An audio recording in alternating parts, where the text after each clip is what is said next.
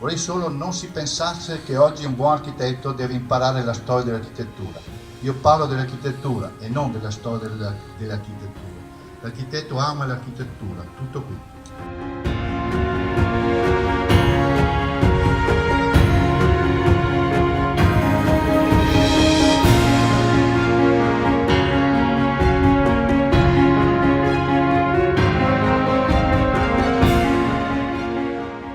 Io sono arrivato a questa decisione non senza l'intervento del mio compagno di scuola e amico Diego, che me la sta presentando, e richiedo per questa mia azione tutte le attenuanti possibili perché non era assolutamente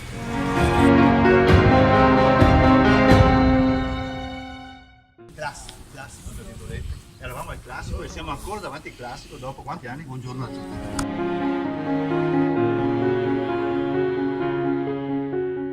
Questo restauro timido avrà il modo di lavorare in sicurezza, la sicurezza sul lavoro è tema primario per il mio compagno del classico che ha comprato la villa, la sua attività e la continua ricerca di sicurezza.